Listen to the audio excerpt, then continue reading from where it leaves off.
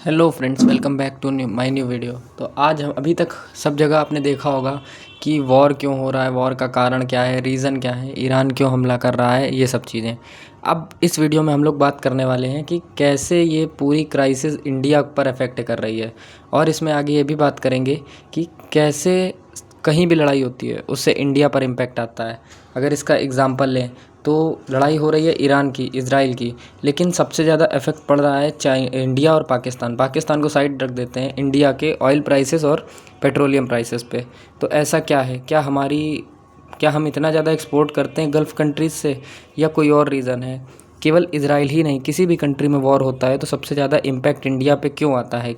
क्योंकि इंडिया जो है वो इकोनॉमिक हब बन चुका है। तो आज हम लोग इसकी पूरी डिटेल बात करने वाले हैं। सबसे पहले डिस्कशन स्टार्ट करते हैं स्ट्रेट ऑफ हार्मोज़ से। ये स्ट्रेट ऑफ हार्मोज़ है क्या, और क्यों इंडिया पर इतना इफेक्ट और बाकी सारी कंट्रीज़ पर इफेक्ट आ रहा है इसका?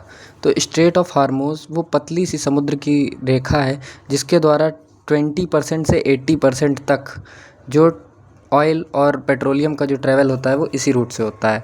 इस रूट पर ईरान ने अपने कर दिए हैं शिप खड़े। तो उससे इम्पैक्ट क्या आ रहा है, चलिए डेली बेसिस पे समझते हैं कि कौन सी कंट्री कितना इंपोर्ट करती है इस रास्ते से।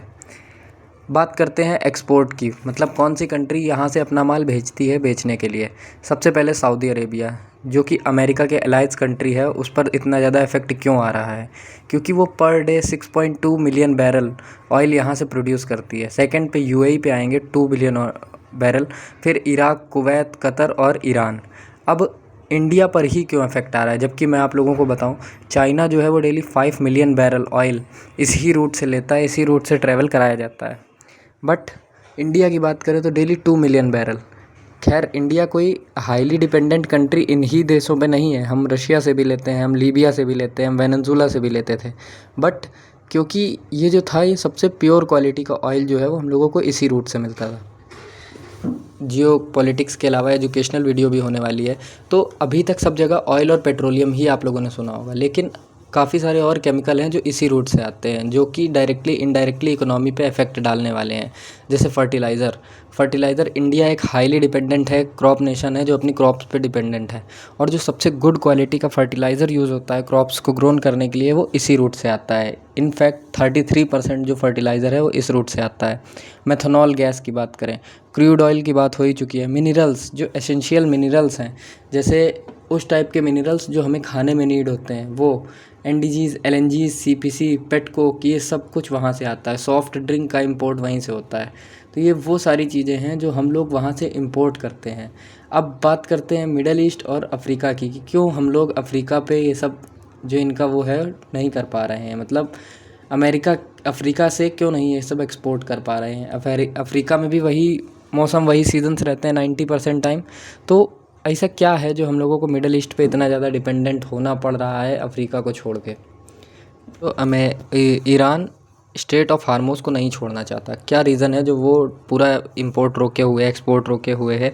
क्योंकि उसकी भी इकोनॉमी को इफेक्ट पड़ रहा है, वो भी नहीं कुछ एक्सपोर्ट कर पा रहा है। तो क्या रीज़न है? देखिए, बात को समझिए कि इज़राइल जो है वो लगातार हमले कर रहा है ईरान के ऊपर। ईरान के पास कोई और ऑप्शन है नहीं, वो डायरेक्ट अमेरिका पे हमले कर नहीं सकता, और इज़राइल पे हमले करेगा उससे कोई ज़्यादा इम्पैक्ट पड़ेगा नहीं। तो वो जो गल्फ़ कंट्रीज़ हैं उनके ऊपर हमले करेगा, उनके ऊपर उसने हमले किए और वो रिटेलिएशन कर नहीं सकते उन हमलों का, क्योंकि वो अमेरिका के अलायंस है और अमेरिका पे हाईली डिपेंडेंट कंट्रीज़ हैं। तो जब वो कंट्रीज़ उसका अपोज़ नहीं कर पाएंगी, तो बट वो अमेरिका के साथ अलाइज है, तो अमेरिका उनके बिहाफ पर अपोज़ करेगा और कर भी रहा है। लेकिन ईरान जो अपने आप को मिडिल ईस्ट का किंग प्रूव करना चाहता है, ओल्डेस्ट कंट्री है, तो वो प्रूव करना चाहता है कि हम अभी भी किंग हैं। तो वो क्या करेगा? तो उसने स्ट्रेट ऑफ हार्मोज़ बंद कर दिया। इससे पूरा जो वर्ल्ड है वो प्रेशर बनाए अमेरिका के ऊपर। क्यों? क्योंकि वॉर में दो ही बड़ी कंट्री इन्वॉल्व हैं, अमेरिका और ईरान। अगर ईरान ने स्ट्रेट ऑफ हार्मोज़ बंद किया तो किसके प्रेशर में आके? अमेरिका के प्रेशर में आके। क्यों? क्योंकि उसके पास कोई और थर्ड ऑप्शन नहीं था इस वॉर में अपने आप को प्रायोरिटी के साथ ऊपर लाने का। तो जब अमेरिका के ऊपर प्रेशर आएगा कि स्ट्रेट ऑफ हार्मोज़ खुलवाइए, कौन देश प्रेशर डालेंगे? क्योंकि रशिया के ऊपर सैंक्शन लगाया हुआ है आपने, रशिया से परचेज़ कर नहीं पाएंगे ऑयल। जब रशिया से ऑयल नहीं परचेज़ कर सकते तो जो यूएन कंट्रीज़ हैं वो कहाँ से ऑयल परचेज़ करें? तो वो जाएंगे अपने एलाइज़ के पास, जिसने इस वॉर में आगे चढ़ के हिस्सा लिया है, अमेरिका। तो अमेरिका पे प्रेशर बनेगा ऑयल के लिए। अब एशियन कंट्रीज़ पे आते हैं। एशियन कंट्रीज़ हुई जैसे इंडिया, चाइना, ये सब जो कंट्रीज़ हैं इनको भी हाईली, क्योंकि इंडिया और चाइना की पॉपुलेशन इतनी ज़्यादा है कि ये खुद से अपना ऑयल का एक्सपोर्ट या ऑयल का हब पूरा कर ही नहीं सकते। तो ये भी अमेरिका के पास जाएंगे कि या तो आप वॉर को रोकिए या फिर कोई इनका मतलब इनको डिसीजन चाहिए इन कंट्रीज़ को, एशियन कंट्रीज़, यूएन कंट्रीज़ को। तो इससे प्रेशर केवल एक कंट्री पे पड़ रहा है, अमेरिका।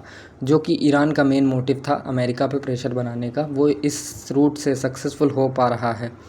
अब यूएन कंट्रीज़, अब इससे फ़ायदा किस देशों को हो रहा है? हर जगह से किसी ना किसी को फ़ायदा भी होता है। इससे फ़ायदा हो रहा है रशिया को, कि रशिया के पास जो भी ऑयल थे वो भी 80 मिलियन बैरल्स पर डे के हिसाब से प्रोड्यूस करते हैं। अब वो अपने ऑयल हाई रेट पर सप्लाई कर पा रहे हैं यूएन कंट्रीज़ को। अमेरिका के पास कोई और ऑप्शन बचा नहीं है, क्योंकि ऑयल तो नेसेसिटी है और ऑयल भेजना ही पड़ेगा अमेरिका को। तो ऑयल अब जो है वो रशिया के थ्रू जा रहा है गल्फ़ कंट्रीज़ में, अरेबियन कंट्रीज़ में और अफ्रीकन कंट्रीज़ में, सारी जगह। तो फ़ायदा हो रहा है रशिया को। अब इस चीज़ के सॉल्यूशन पर बात करते हैं कि क्या सॉल्यूशन है, कौन सी कंट्री इस चीज़ का बेस्ट सॉल्यूशन निकाल सकती है। इस चीज़ का सॉल्यूशन दो ही लोगों के, एक ही के पास है इनफैक्ट, केवल ईरान के पास। केवल वो ही चाहे तो इसको खोल सकता है, नहीं तो बंद रख सकता है। क्यों? क्योंकि अमेरिका स्ट्रेट ऑफ हॉर्मुज़ पे पूरा कंट्रोल ईरान का है। उनकी 90% मिलिट्री वहीं से ऑपरेट करती है। तो उनके पास कोई और ऑप्शन है नहीं अमेरिका के पास। अमेरिका अपने एलाइज से हेल्प मांगेगा। कौन से एलाइज? जो कभी सामने से फ्रंट से लड़ने में विश्वास नहीं रखते हैं। ऐसा नहीं कि वो लड़ नहीं सकते, उनके पास भी मिलिट्री पावर है, बट वो सामने से फ्रंट वॉर करने में बिलीव नहीं रखते। जैसे यूके, फ्रांस, जर्मनी, ये सब कंट्रीज़, इटली, इन्होंने साफ मना कर दिया कि हम स्ट्रेट ऑफ हार्मोस के मुद्दे पे आपका साथ नहीं देंगे। इससे बैकफुट पर कौन आया? अमेरिका। और जब अमेरिका बैकफुट पर आएगा तो पूरा वर्ल्ड इकोनॉमिक्स हिल जाएगा। क्योंकि मोटिव की तो डायरेक्टली या इनडायरेक्टली ईरान का जो मोटिव था अमेरिका पर हाई प्रेशर बिल्ड करने का, वो उसने कंप्लीट कर लिया है और वो लगातार इस ही पर काम करेगा। जिससे अमेरिका जो अपने आप, इस लड़ाई में अमेरिका क्यों लड़ रहा है? अपने आप को सुपर पावर प्रोजेक्ट करवाने के लिए। रूस अपना स्टैंड क्यों क्लियर रखे अब इसमें? क्योंकि उसको जो इकोनॉमिक क्राइसिस झेलनी पड़ी थी अमेरिका के सैंक्शन की वजह से, उनको फुलफ़िल करने की वजह से। इंडिया अपने आप को one of the supreme power दिखाना चाहता है इससे, कि देखिए हम हैं। जो यूएन कंट्रीज़ को जो पावर नहीं मिल रही है, जो रूल्स या रेगुलेशंस नहीं मिल रहे हैं जहाज़ को निकालने के, वो हमें मिल रहे हैं। तो हर कंट्रीज़ अपने आप को एक अलग स्टेज पर दिखाने के लिए पूरी ताकत से लड़ रहा है। ईरान, उन्होंने चाइना और इंडिया के शिप्स क्यों अलाउ किए हैं? क्योंकि वो ये दिखाना चाहते हैं कि हम आपके साथ एलाइज़ हैं और इन फ्यूचर अगर ये वॉर लंबा चलेगा, जो ईरान लंबा चलाना जानता है और चला भी रहा पाएगा, तो आप हमारी हेल्प करें। तो सब कंट्रीज़ अपने अपने प्रॉफिट्स के लिए लड़ रहे हैं। यहाँ पर कोई देश अपने को बचाने के लिए नहीं लड़ रहा, अपने प्रॉफिट के लिए लड़ रहा है। ईरान बैकआउट करेगा नहीं, क्योंकि ईरान अगर यहाँ से बैकआउट करता है तो फिर आने वाले टाइम पे कोई भी ईरान को एक सुप्रीम कंट्री या फिर एक हाईली पावर्ड कंट्री के तरीके से नहीं देखेगा। उसको जस्ट एक नॉर्मल कंट्री जैसे यूक्रेन, जो एलाइज पे डिपेंडेंट रहती है, उस कंट्री के तरीके देखा जाएगा। छोटा सा डिस्कशन स्ट्रेट ऑफ हार्मोज और वॉर के बारे में। अगर आप लोग इसका पार्ट 2 या इससे रिलेटेड कोई भी वीडियो चाहते हैं तो कमेंट करिए, मैं डिटेल्ड वीडियो बनाऊँगा उस पर।